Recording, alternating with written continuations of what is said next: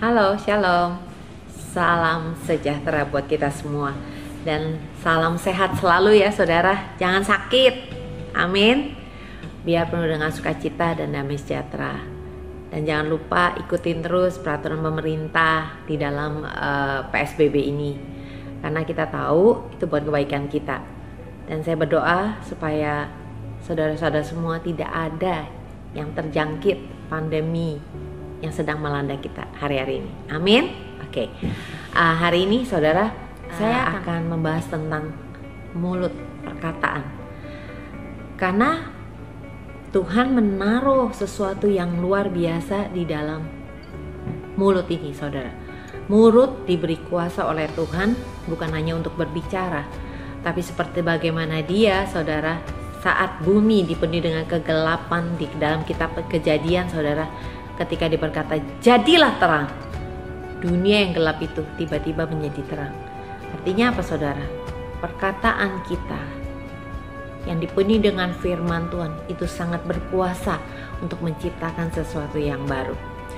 Saudara, di dalam 1 Petrus 2 ayat 9 dikatakan, tetapi kamulah bangsa yang terpilih, imamat yang rajani, bangsa yang kudus, umat kepunyaan Allah sendiri, supaya kamu memberitakan perbuatan-perbuatan yang besar dari Dia yang telah memanggil kamu keluar dari kegelapan kepada terangnya yang ajaib. Nah, kenapa kita diberi kuasa di dalam mulut kita?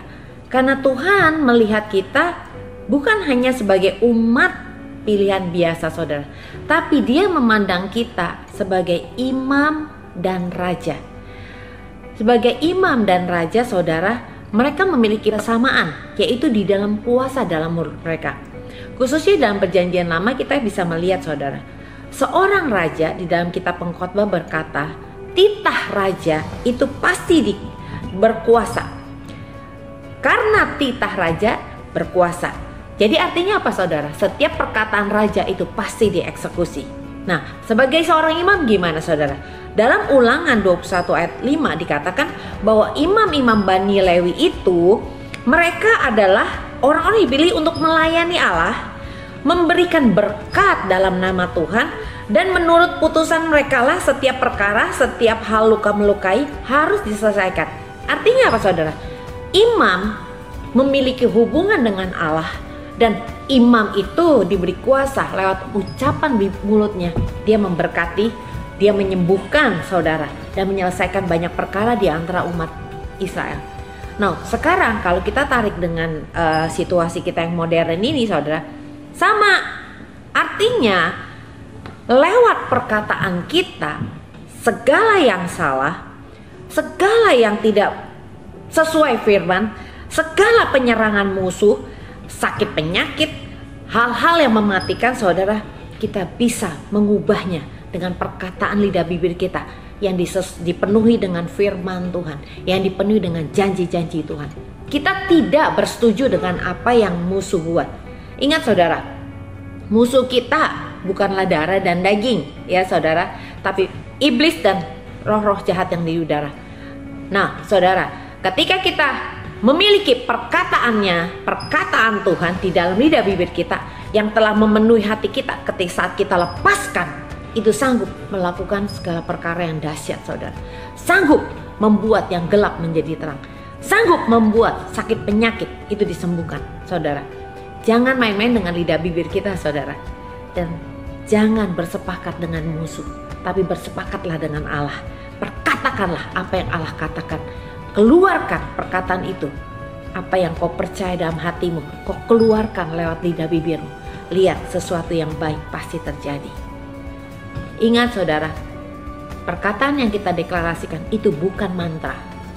Jika Anda percaya apa yang Tuhan katakan kepada kita, dan apa yang kita percayai itulah yang kita katakan. Jadi di dalam kita memperkatakan deklarasi firman, harus ada unsur iman, harus ada unsur keyakinan bahwa Allah ada di pihak kita, bukan asal berkata-kata. Demikian saudara, saya percaya apapun saat ini situasi yang sedang melanda kita, kita tahu kita tetap berperan Lewat apa? Lewat perkataan kita. Mulai kita katakan yang baik, mulai kita perkatakan kesembuhan, mulai kita perkatakan hal-hal yang Tuhan akan kerjakan lewat pandemi ini.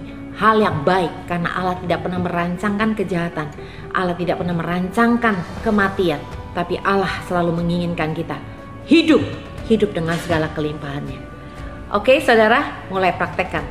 Perkatakan apa yang Tuhan katakan, perkatakan apa yang firman Tuhan katakan, perkatakan apa yang Tuhan janjikan. Haleluya, amin.